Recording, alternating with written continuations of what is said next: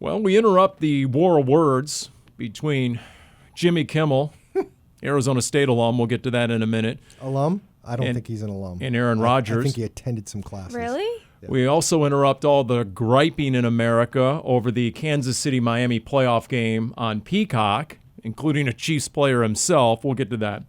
We interrupt, Dani. You'll be intrigued to know the ascent of crypto once again, the tanking of Boeing stock, and the Arctic Arizona temperatures that have been going on this week. Show of hands. Who drove to work when it was 30-something degrees, right? I mean, just the men.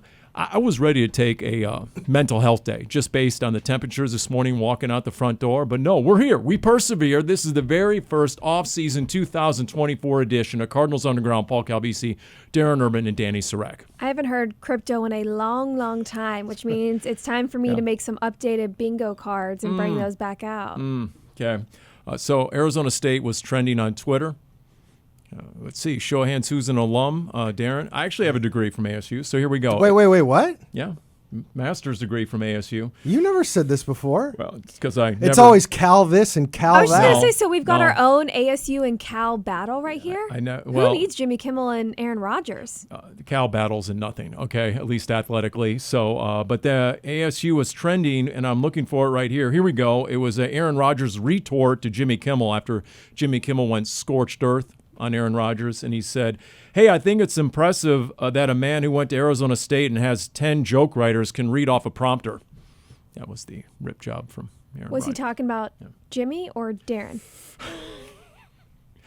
Darren, what are you reading off there? I always accuse Wolf of reading off the prompter. The producer, puts down all. Jim Omohundro really writes all of Wolf's content on the air. Are you talking about my computer right here? Yeah. What are you Darren looking stays at? ready so he doesn't have to get ready. There are always, while we're recording, there always tends to be, not always, but sometimes there tends to be news that's going to be coming down the pike. So I just have to be ready to. Oh, he's engaged. He's He stays multitasking. ready. Multitasking. He stays in real time. So there you go. By the way, the Chiefs player, defensive end Charles Omenihu, he said about, here's what he tweeted out.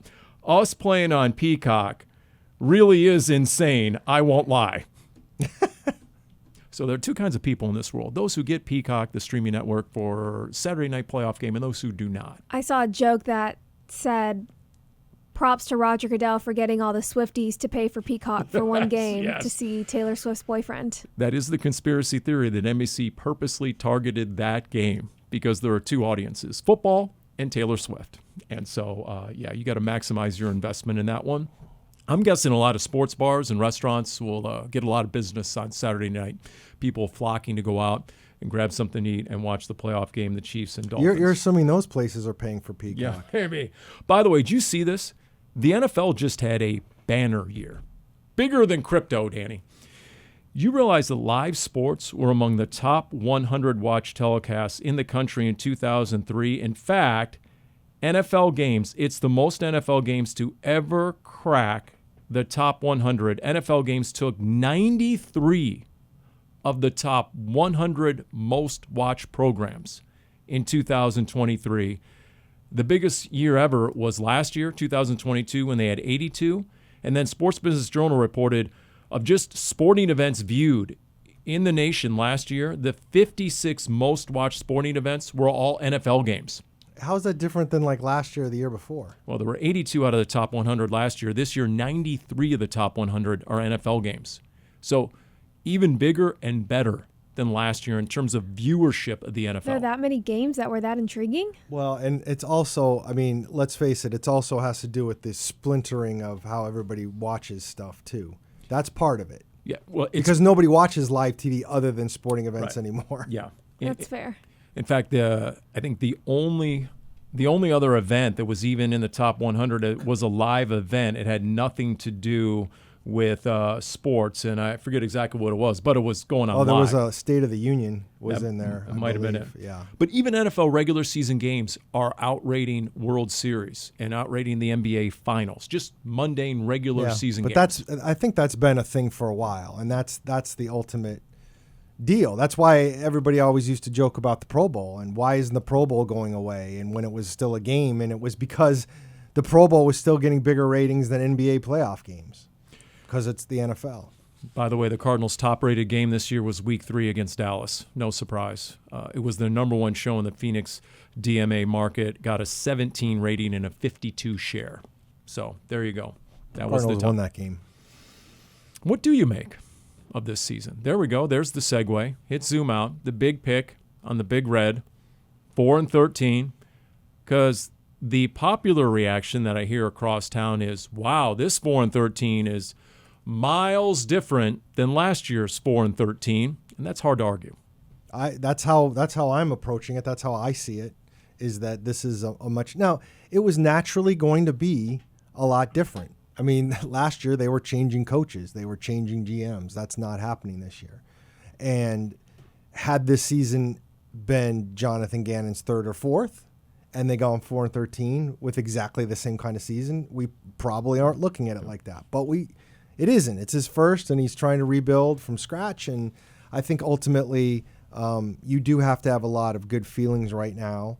But I will say this. I think the tenor changes as soon as we get to training camp next year, where 4-13 was fine this year. You can build on what you're trying to do, but now there's going to be expectations. Are there expectations that you absolutely make the playoffs? I don't think that, but you can't win 5 games next year, I don't think, without there being some grumbling. It wasn't just because you had a new head coach. You also had a new general manager, and you knew you were going to be without your franchise quarterback for the first, you thought at least third, but what ended up being half of the season. That's part of the reason why when you have 4 wins, it's not like it's okay, hey, we did our best, it was fine, but it's understandable with all of the pieces that went into what this season was, and I think you're still able to take a lot away from this season, a lot of good, a lot of insight into what this culture not is becoming, but what the culture is at this point, what has been set in less than a calendar year.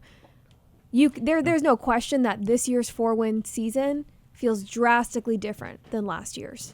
Yeah, it's good to have a direction. It's good to have a foundation. Like, look at Carolina. I saw earlier today they have interview requests out for 9 different head coaching candidates, 8 different GM candidates. Which direction are they going? What are they doing? Do they have a franchise quarterback? Do they not? Just everything you hear about some of these teams that are in flux that maybe, just maybe, the Arizona Cardinals can leverage at pick number 4 overall. Oh, we'll get to that in a little bit. But as Jonathan Gannon hinted at pretty heavily in his last 2 meetings with the media, this season was about figuring out, okay, what are we and who are we? Who are you going forward with?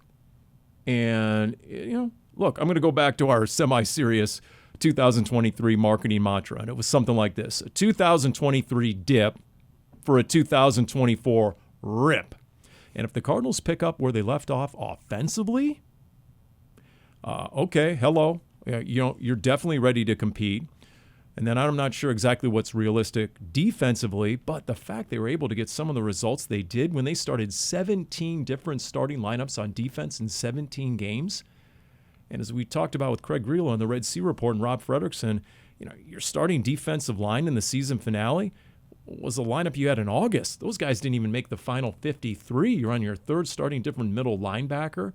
So I think that the coaching staff proved that they're capable, that they're able to take what they have and field a competitive team.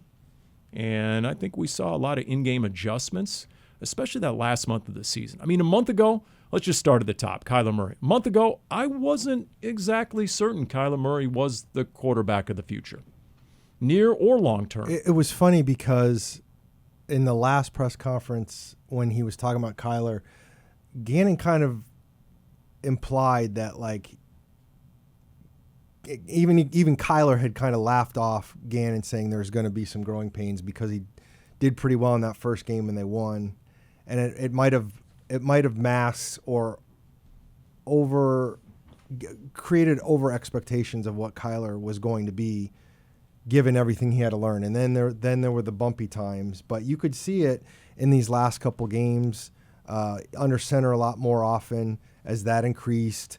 More comfort with the receivers, more comfort with the offense, just everything clicking so much more. Now, James Conner running wild didn't hurt, but I do think when it comes to Kyler, there when it was all said and done, it was exactly what Jonathan Gannon said it was going to be the whole time, which is he's going to come back. He's not. It's not going to be perfect when he first comes back, and everybody's got to give it time. And I think we all struggle to give it time, in part because of what you're saying, because you were wondering, do you have a timeline of 8 games of figuring out if this guy's the future? Now, we found out subsequently this past week that Jonathan Gannon felt like he was always going to be the guy. I can only take Gannon at his word. But to be fair, he has kind of talked all along that, he's even before he was asked about it, he kind of talked like this guy is going to be my guy. And now we all see it. And I'm, again, intrigued what we're going to see, Dani, in the offseason of what this offense can be and what Kyler can be. Well, that's what's exciting is what we saw from the offense, the snippets of it and the sparks. I mean, you can really only imagine a full offseason with not having to do any sort of rehab and really being able to understand the nuance of things and what the staff is looking for and working on communication and the routes that he wants to see from a rookie wide receiver in Michael Wilson, all those kinds of things. Time and chemistry, it really does matter. And when you have a quarterback that's rehabbing an injury that's preventing him from being on the field throughout training camp, I mean, we couldn't practice, but sitting there watching, you really can't do much. And to then come in the middle of the season when you don't have that time to really build that kind of chemistry because you're already in the season, you're having to work on the game plan. Not everybody's able to practice because you're trying to stay healthy. There's so many different moving parts. It really is impressive what Kyler Murray was able to do with the 8 games he played in this year and the progressions that we saw, not just with him, but also with his offensive coordinator and Drew Petzing and communication there. It really was impressive what Kyler was able to do this season. It's like Michael Wilson told us after the game, that post-game radio interview. And the moment Michael Wilson was drafted, he was a top 5 interview on this roster. Agree. And he went into great detail about the evolution and the progress of the offense, to your point, Dani. And he said off the top, and I wrote it down here, he said, look, it just took time. Kyler needed more time in the system. The receivers needed time to develop chemistry. It took time for the coaches to find the players' strong suits. We found the identity of the team in that we want to run the ball, then use play action and quick game off that. And then later I asked him about the big back shoulder catch he had, and because I had seen Kyler pointing at him from the sideline, and he said that they broke the huddle. This is his example of the nonverbal communication. They broke the huddle. They got a look they didn't expect. They went cover 1, press man across the board. The play was not advantageous. Kyler looked at Michael Wilson. They had a nonverbal signal going there. Boom, he adjusted his route, and the back shoulder fade, and it was a first down on 3rd and 11. That's an example of something that didn't happen in November, but it happened late in the year. That, with an offseason, ostensibly is going to happen from week 1 next year. So, okay, it gives you that belief that, yes, they can navigate that learning curve. And that, to me, is what stands out about the leadership growth that we saw from Kyler this year and trusting his receivers. And it happened against the Eagles, the pick 6 that was intended for Wilson. And Wilson put in the effort. He was the last guy who almost got the return right outside the end zone for that tackle. And hearing from Wilson and Kyler both separately post-game talking about how Kyler was talking to Michael Wilson on the sideline, keeping his head in the game. And then later on, Kyler went to Wilson for the touchdown, for the 2-point conversion. And that was something that Wilson had talked about post-game the last 2 weeks, is his appreciation for Kyler continuing to trust him and to help him grow. That was something earlier in the year. Kyler, one of his first games back, he had that interception that was intended for tight end Trey McBride. And it took a long time in the game for Kyler to go back to McBride. And then when he did, okay, things started to click again. And then a game or two later, when that same play happened, Kyler didn't wait so long. He continued to find McBride right away. I think that's a part of the game that we saw improve from Kyler and end up benefiting the receivers, is having that trust and that communication between a quarterback and your receivers. In fact, Michael Wilson said after the Philly win, he texted Kyler and thanked him for trusting him. He shared that with the media. And I asked him about that later, and Michael said, the first couple of weeks, quote, I didn't do a good enough job to earn his trust, and it was tainting our chemistry. And that's when I texted him after the Philly game. I told him, hey, I appreciate you for coming back to me after the interception, because ultimately that was my fault.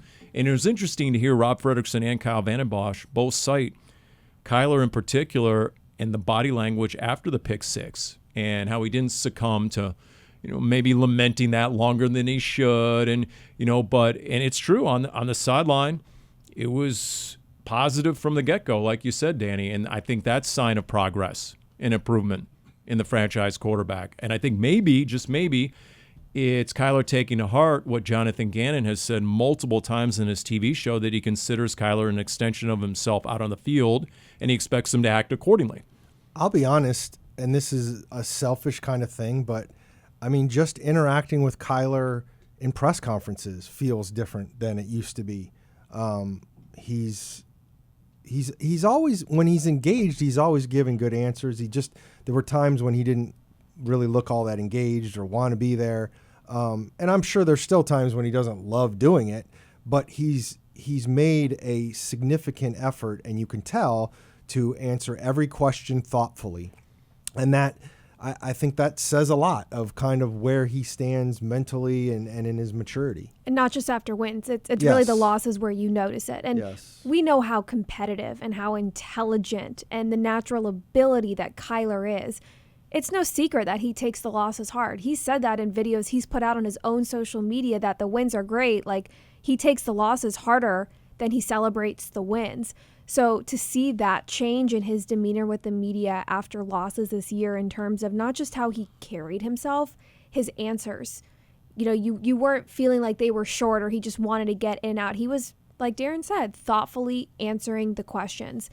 I think it's really telling when we're talking about Kyler's demeanor with the media or on the sideline. We didn't see him, yelling with his offensive coordinator or his head coach, because there wasn't miscommunication in terms of getting a play call in. Not to point fingers, I do think it is very, very telling to hear from Kyler Murray post-game after the season finale how refreshing, that's the word he used, refreshing it is going into an offseason with hope and trust from a coaching staff and a front office. And not only how they're going to build this team, but knowing they're going to build a team with accountability. And considering we don't really hear a lot about Kyler, and we heard him say that on top of the fact that he was talking about how in the past he has actually asked to be under center more. I mean, without saying a lot, those two things sure did say a whole lot to me.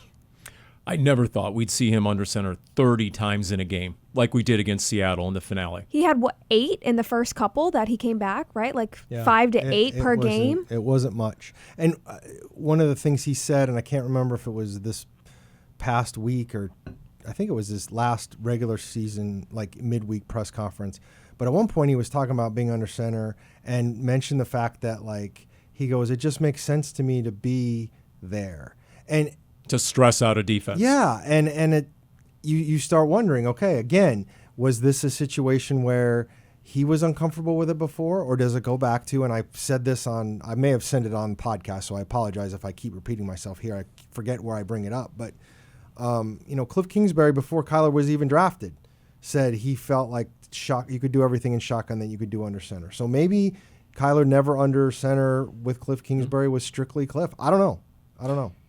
All I know is, and you guys can agree or disagree, and I know you will, is that when you watched him in the last couple of games, he looked much more fluid. It looked much more natural. He's carrying out the play fakes. In fact, I could tell you that was a coaching point with this staff. Okay, Kyler, if you're going to be under center, you have to commit to the play fakes, because that's where you're going to get the extra step in a receiver, the separation. If you can get the defender to hesitate just a split second, that's all you need in the NFL for an open window to make that completion. And the last 2 games, man, he's got the ball on the hip. He's hiding the ball from the defense. He's rolling out the play fakes. And when everyone's keen on James Conner because he's ripping off 5 yards of carry, it's really effective. Can I ask you guys a question? Were you, and I've noticed this a couple of times, but the really amazing quickness and speed that he showed on his 33-yard run, the first thing I thought of on that play was he just cut up the middle. Okay, it was down one of the hash marks, but it wasn't to the sideline. He cut through defenders. He never used to do that. He didn't like doing that. If he was running downfield, it was because there was a lot of open area, and he not only didn't slide, but he hit the jets and split defenders a couple of times on that run That didn't used to happen. I saw the overhead on the replay on that, and it was notable. You're right. He turned it, went straight up the seam, didn't head for the sideline, cut off his O-lineman's blocks to the inside, sort of like a running back. He didn't do the old Ted Ginn. What's my quickest way to the sideline? That was the old Cardinals punt returner at the end of his career. So, yes, that was impressive, but his head was on a swivel, too. And when someone got near, you got to be smart. He went down. He was smart about it. So, but, a 33-yard run, and not only is it effective, but it's demoralizing for a defense, right? They're selling out on a James Conner, and, man, he's killing us, and they're in 13 personnel, and here it comes again, and they're wearing us down in the second half. Once again, the second half was money, right? He had 55 yards rushing in the first half, 95 in the second half. And recently on the Big Red Rage, we've had both Trey McBride and Will Hernandez answer immediately, yes, that is a thing, wearing down a defense. We see it in the fourth quarter. Guys want no part of James Conner when they're tired. And so and you know what? It really answered one of the big questions I had going into this year, and that is, do you think we'd ever see Kyler in an offense similar to the first half of 2021 when they had a top 10 running game? For whatever reason, the Cardinals stressed the running game to start 2021. They started 7-0, 10-2. He was a legit MVP candidate, along with Aaron Rodgers and one other player, I forget, probably Patrick Mahomes. Those were the betting odds at the time. And then the season went south, and it's never been the same ever since. And Kyler's never been the same until recently. The offense had never been the same until this staff and the second half of this year, where it was so balanced. And to me, what's refreshing, and Kyler uses that word, makes me wonder, is it refreshing where all eyes aren't on him to do everything? Now you do have a balanced offense where if you want to run it 40 times a game, you can, and the Cardinals have. And it helped to have a strong run game, considering there were so many consecutive weeks where the passing game was not there. And that was before Kyler even came back. Now, that was a different story. I think when you had the rotating starting quarterbacks for this organization, the chemistry, the accuracy, the power, right, the strength, that was just not there the way that it is with Kyler.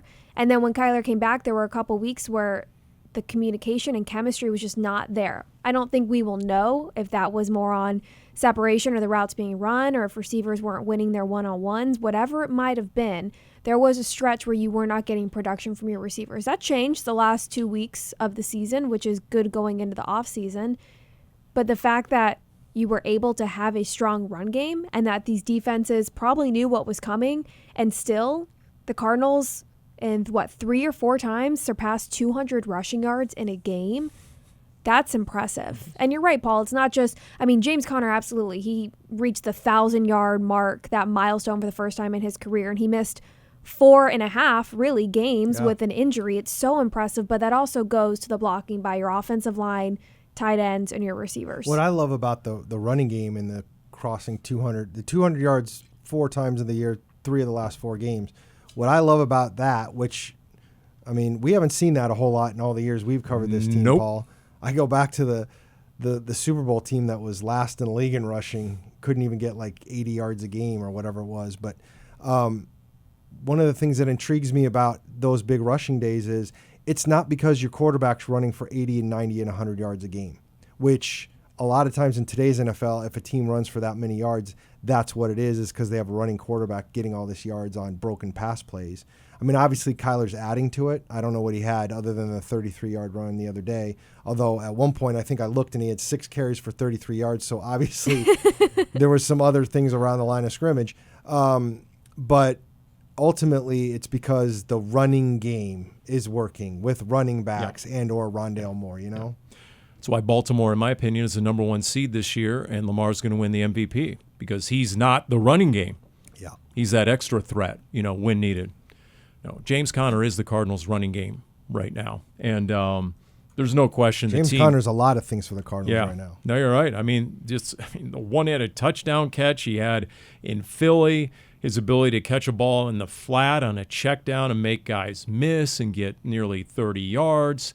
The 29-yard touchdown run that he left dudes in the dust, which, by the way, to me, that's a real sign of coaching acumen as well.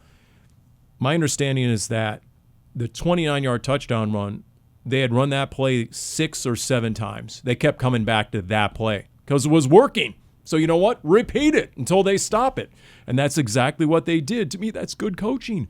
And the last few games, it took them a little while maybe to get the ground game untracked and okay, but they were sort of probing the defense, what's going to work? Is this scheme going to work? Is that play going to work? But then once they find something and they find that stress point in the defense, okay, here we go. It just, I think the play calling got better over the course of the season is, once again, like Michael Wilson said, the coaches started to learn the strong suits and skill sets of the players.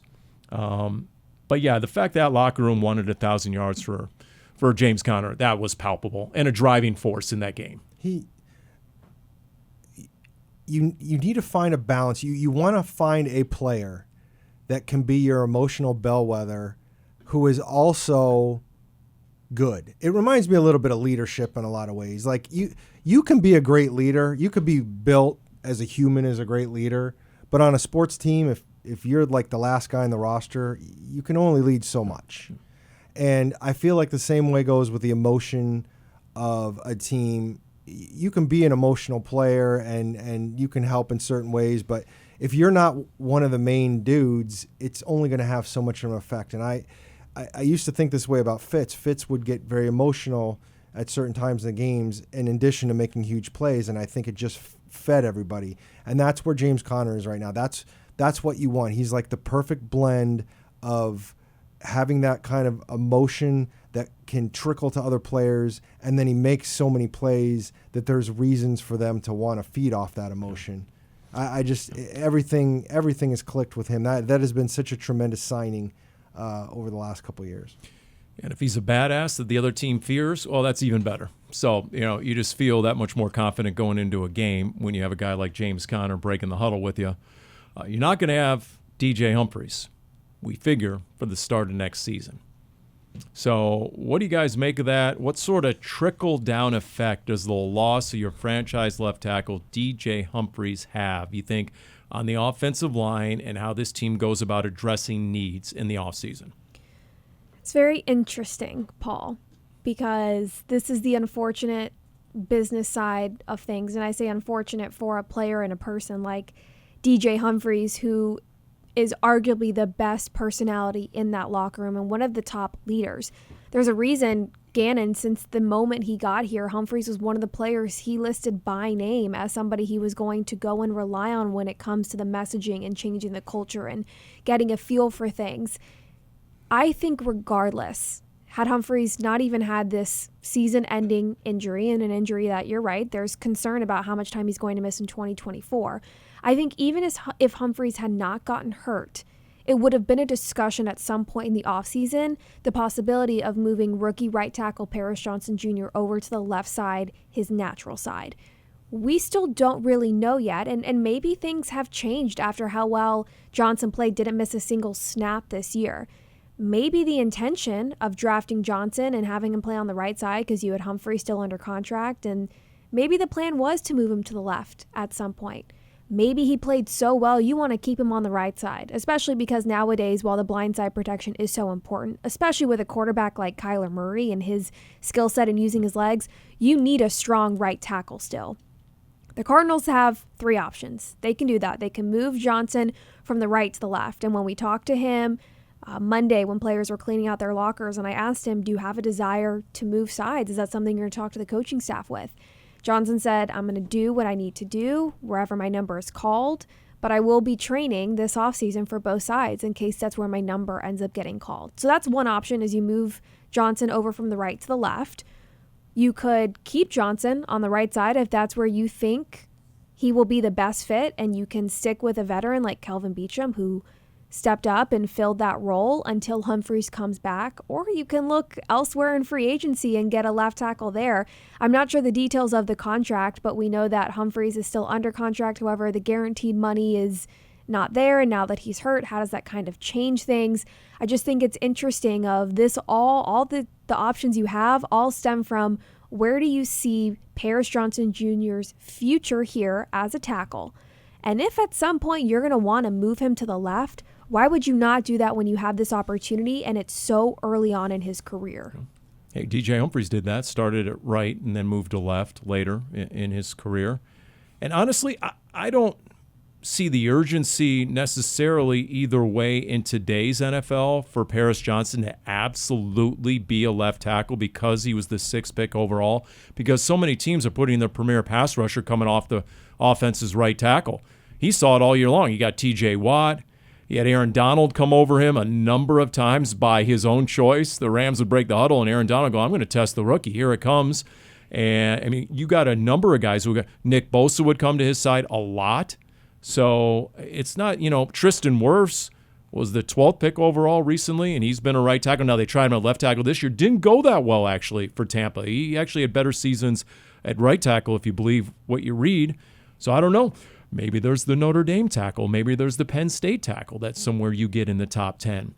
And now you have your bookend franchise tackles going forward.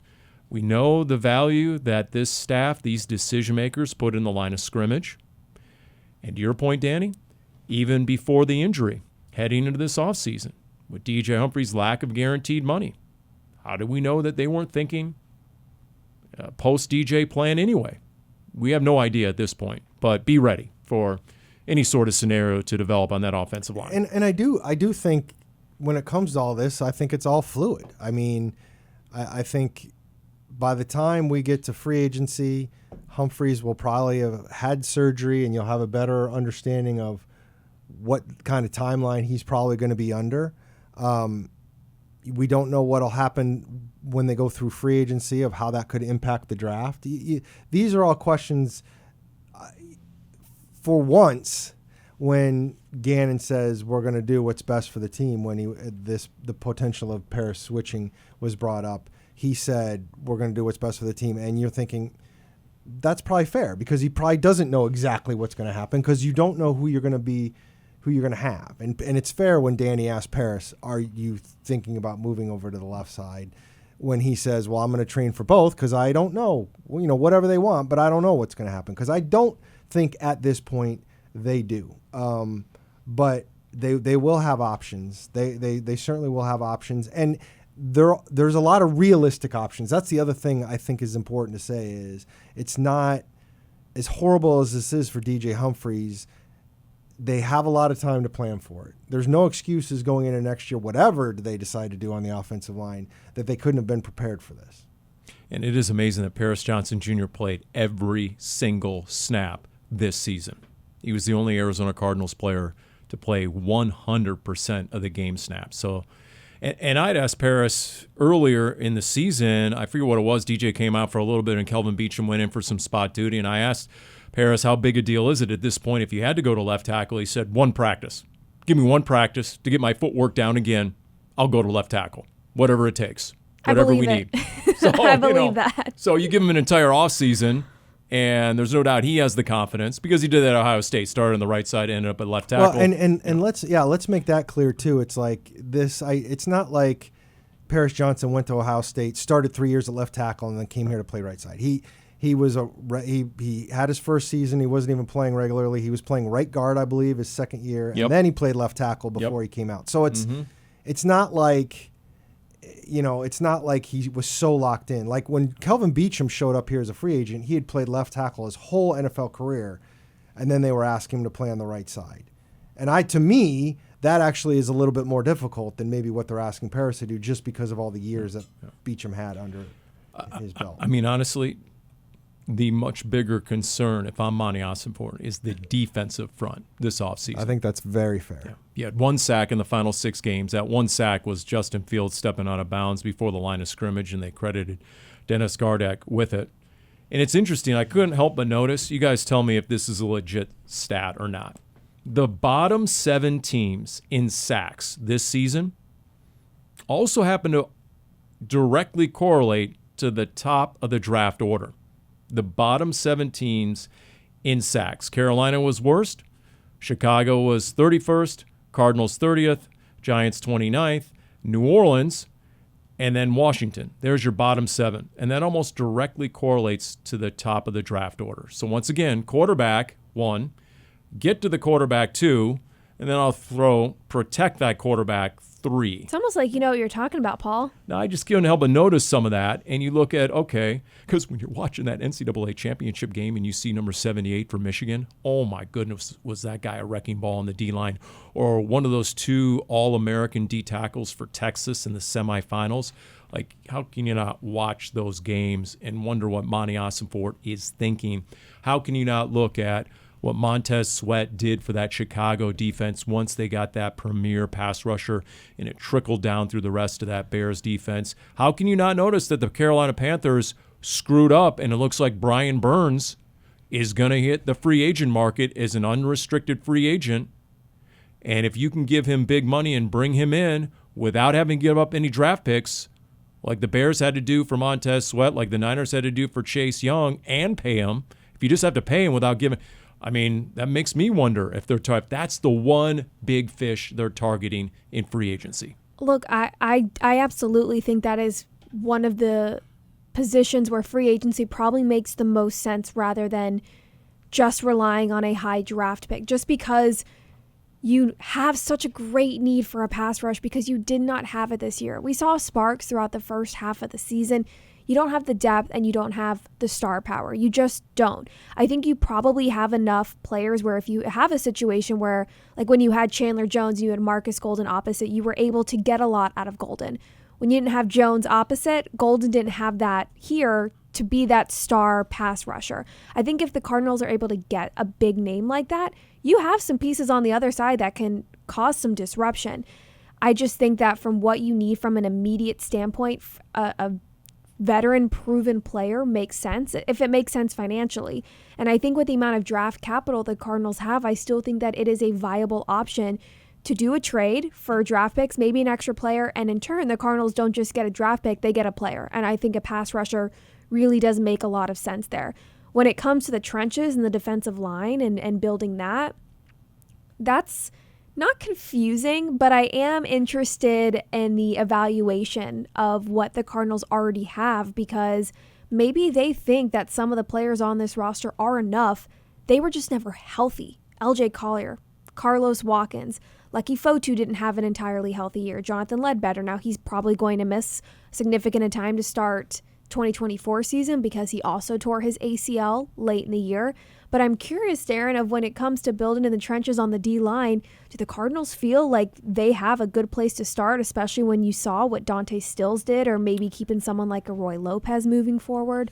I mean, I think for me with the defensive line, it comes down to kind of like what you guys were just talking about with the edge, with B.J. Ojulari or, you know, even Dennis Gardeck or whatever situation was.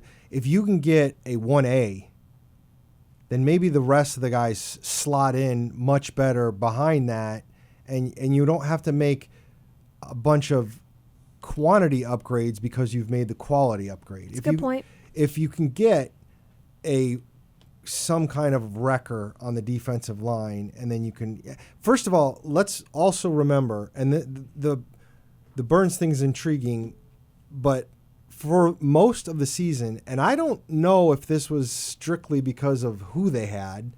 I think this is some of philosophy too. Don't forget that these guys love rotating. They love rotating the defensive line, and they love rotating the edge guys. And if you get let's say you get a Brian Burns in, and you pay him a lot of money, Brian Burns better not be rotating in a whole bunch.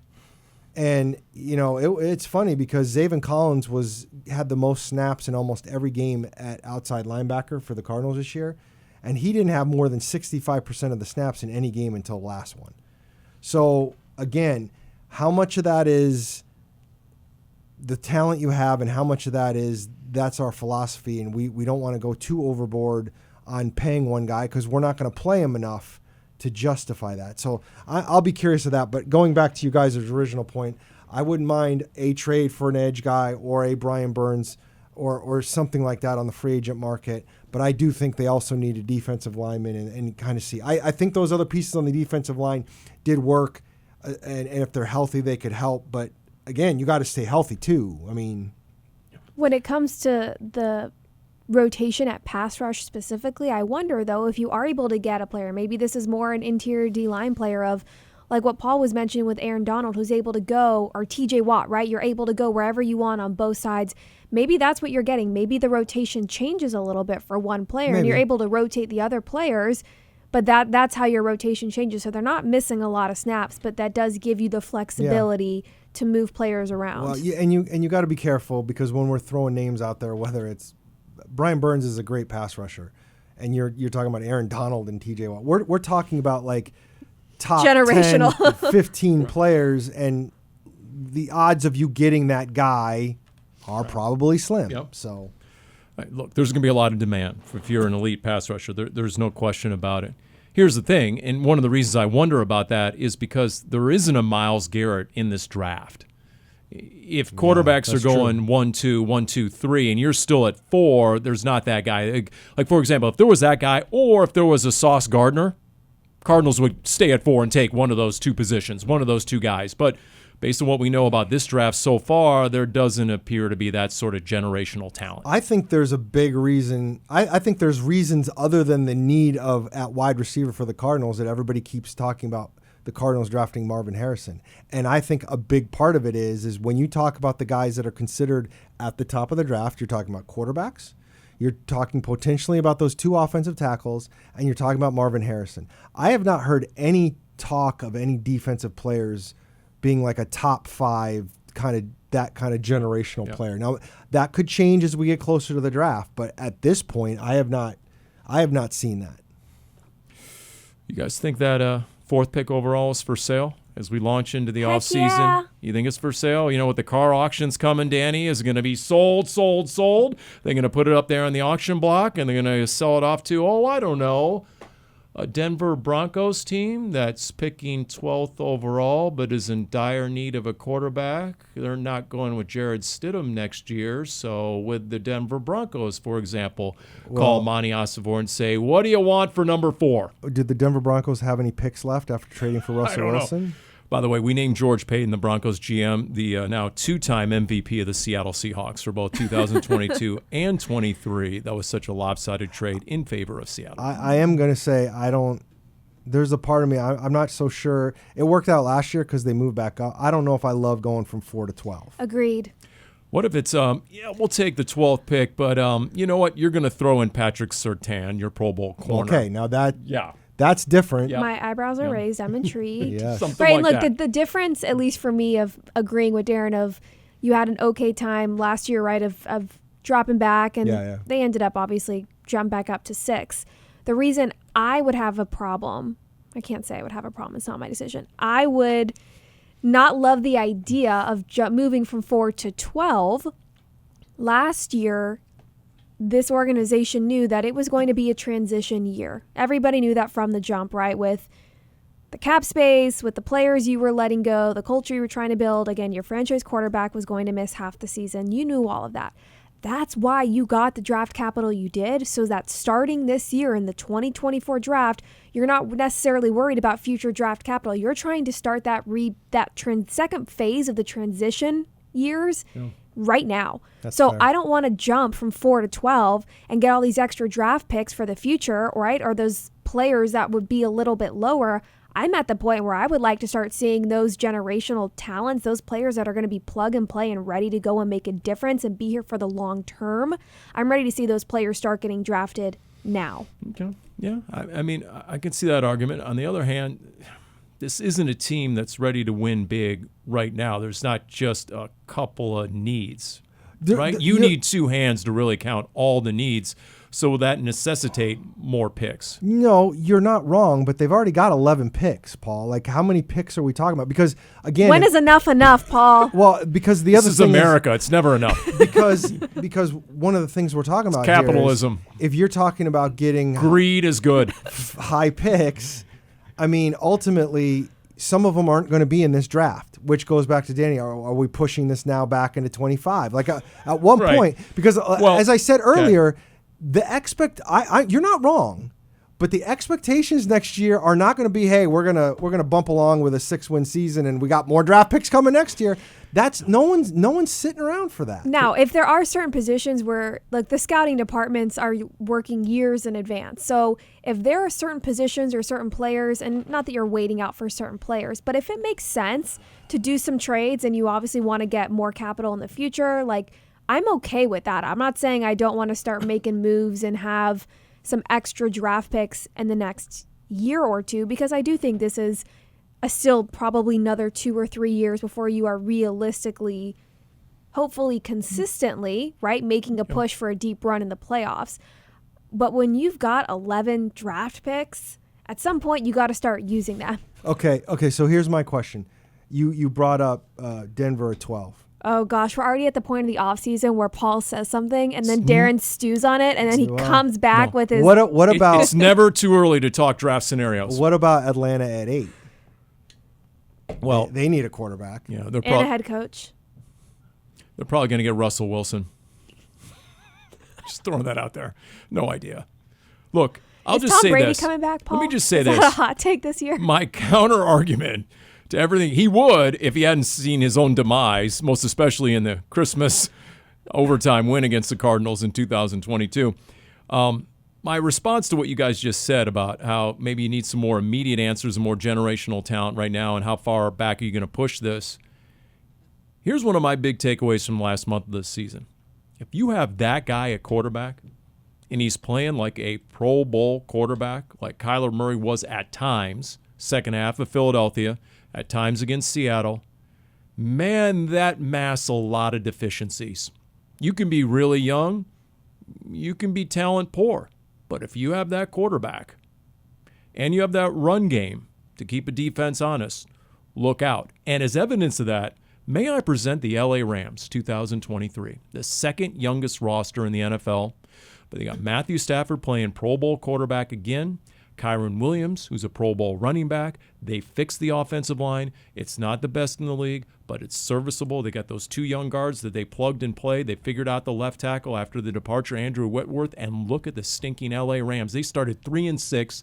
They won 7 out of 8, and they're my Paulie Parlay hot pick to go into Detroit and knock off the Lions in the first round of the playoffs. But if you're saying you might only need a few key pieces, right, to really get the most out of Kyler's future here, wouldn't that be these premier draft picks? You're saying you'd rather attack it in free agency? What I'm saying is if you're at 4 and there isn't a player at the position you covet worthy of 4, like if you need a quarterback and you're thinking, okay, you know what, I'll go Michael Penix, Bo Nix, Jaden Daniels, whatever. But if you're in dire need of a pass rusher, that guy isn't there at 4. You really need that franchise corner. That guy isn't there at 4.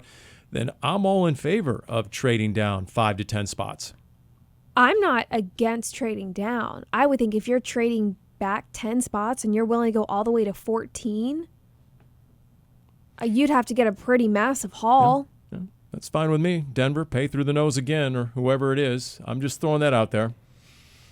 By the way, the Broncos, I just want you guys to appreciate where the Cardinals are right now. You realize the Broncos owe Russell Wilson $39 million next year. And in terms of dead money cap charges, it checks in at $89 million over the next 2 years. Jeez. Think about what if the Cardinals did trade down from 4 to 14, 10 spots, Paul, but they maybe only get an additional pick and a premier pass rusher? Well, it depends. Yeah, the pass rusher, it depends. That's a long way to go for just one pick and one pass rusher, especially if they think they're getting their franchise quarterback. Then you should be able to leverage more than that out of Denver. No question. So where's Denver right now? They're 12. 14 is New Orleans. So, well, New Orleans might also be looking for a new coach or a new quarterback. Who knows what's going to happen there after that season finale victory formation touchdown. I mean, let me just remind you, the Rams have not made a first-round pick since 2016. That's wild. It's before Sean McVay showed up. So there are different ways to go about it. And speaking of the Rams, how about the NFC West? You have a Niners team that isn't going away. I just mentioned the Rams with the second youngest roster in the league. Seattle, very average. There they are. By the way, if they would have clinched the playoffs based on that missed field goal at the very end, I would not be here right now. I would need a mental health week if we would have witnessed the stinking Seahawks celebrating a playoff clinching win based on two missed field goals in the fourth quarter. If that would have happened, they probably would have done something like smoke cigars in the locker room. Which I smelled, by the way. I walked in for the post-game radio interviews. I'm like, what is that? Something's burning. I what? did see online. It's not worth it. Are you going to try and defend them? Supposedly, the cigars were a couple weeks old to celebrate the birth of one of the players' sons, and he was waiting. Julian Love, till newborn. everybody was there. Yeah. So smoke on the plane. That's not allowed. It's not allowed to be done in State Farm Stadium either. That didn't stop them. Oh, I didn't know that. Not that I didn't know that as if I've done that, but like I didn't know that you can't smoke a cigar. Like to celebrate in the locker room? No. You can't smoke inside here. It's against the law. Here's the thing. Okay. They did it right when What a party pooper you are, Darren. Right when they let the media... Cut that, Cody. Right when they 2024. let the media in, they fired up the cigars. So, I mean, they have only themselves to blame. The media. It was open media. I think I saw somewhere where Bobby Wagner basically said, yeah, they probably shouldn't have done that. So so if the Cardinals end up making the Super Bowl or something like that, you won't be celebrating with a cigar in the locker room? No, and neither will you. We'll probably get fired. You don't get to tell me what I can and probably can't get fired do. for that one. Okay, then I probably won't. Okay, lay it on me. Just lay it on me. What pick number is the Texans right now? The fact that the Texans 21. made the 21. Okay. 21. I do think if they lose, there's a chance it could get a little bit higher. Who are they going to be playing? They play the Browns at home. So the Browns have a better record, but because the Jeff Texans Driscoll's Cleveland Browns? Close, yes. Well, it is Jeff Driscoll's Cleveland Browns, but it'll be the corpse of Joe Flacco who will be playing. Hey, he's had some dynamic fourth quarters, Joe Flacco. Zombie football, it's what it's all about, baby. So, yeah. I think they could, if they lost, it's possible that they could end up, that pick could be 19 maybe. Gotcha. Okay. All right. Well, I mean, Indianapolis, what are you doing on fourth down, throwing it into the flat of your third-string running back who has 6 catches all year when Jonathan Taylor's out there? See, what I don't are have. you doing? Do you have you really have a problem with that? Yes. I mean, the moment was too big for that guy. It was apparent. It wasn't a great pass. It was not a great pass. It number wasn't. one. But he had fumble fingers. You could tell the moment was too big for him. He was gripping. what, The boxers Paul? were bunging. Stop. I have a Come problem on. with you saying the moment was too big for him because post-game he said he was going to call his mom because she was probably the only person who still loved him at that point. So you go easy on that man. Oh, man.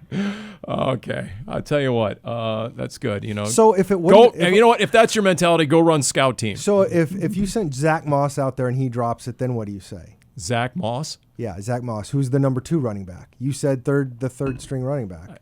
Or if it's Jonathan Taylor. I mean, I don't know if Zach Moss is ready for the moment. All I know is the third stringer was not. That's all I'm saying. Was it not the moment not too big for Gardner Minshew then? That's what I think. I mean, that throw was not throw was good. not great. No, it wasn't. But the moment they came out there in 4th and 2 and they're in the gun, that was the first mistake. That's not the running back's fault. Because now the defense, it eliminates half the options basically. I mean, at least show a formation that says, here comes Jonathan Taylor downhill. If they execute the play, it works. It's the right call. They just didn't execute it. Yeah, if he would have caught that, he would have been way beyond the Are sticks. you sitting here saying that the Cardinals should have gone for a Hail Mary because Matt Prater missed a 51-yard field goal in the last play? Because that's kind of where you're going with this. It didn't work, so you ran the wrong play. No, what I'm saying is you didn't see the Cardinals running Blake Gillikin out there to try that field goal, okay? They put out their record-setting field goal kicker, okay? Blake Gillikin averaged 50 yards a punt this year. It's different if Jonathan Taylor drops that in the flat versus whatever his name was, the third-string running back. So, You're a hater, Paul. anything else you want to, since we didn't really do Festivus during the holiday season and airing of grievances, anything else now that the season is over? Well, we don't need to get, I mean, we've got a whole off season of podcasts we got to fill. It's not like we're done for 5 months. We're right back here next week. This is where the fun come up begins. with crap to say. Right, okay. All right. All right. You guys, you good with the cold, by the way, Dani? You good with that? You It all was right? chilly this morning. Let's see here. Look, I'm okay, right? Because yeah. if it's cold for a couple weeks, that's a lot. Oh gosh, what do we have Do you going need on a here? hat? Do you know? I got a nice hat here. You Why can don't you wear. put it on so I can see how You it know, looks on before I Here we make a go. You're right decision? here. I got a There's question, here's the Paul. hat. With you There living up there in Here we go. the climbs of Fountain Hills, did you have to was it like 10 degrees chillier there? There was some scraping of the ice, no doubt about it. In fact, flaps down. At one point, it was so cold this morning. We went flaps down, cover up the headphones I here. can't take that from you. It's a really nice offer, but it looks too good on you. Well, Why is it's the headphones. why is the logo? Does cover the Is that a headphones. It's sticker good. or a logo that's really crooked? I had to call an audible at the last minute because there was a different logo on this headwear, so I had to improvise. So you put it on that diagonal? It was in the moments right before. It was a late game adjustment, last minute roster move, and so we had to make a bit of a Thank God we're on TV now. improv here at the very end. So you know what? I mean, Jimmy Kimmel and Aaron Rodgers think they're making for good TV. Cram this vertical, okay? That'll do it for Cardinals Underground, brought to you by Pacific Office Automation.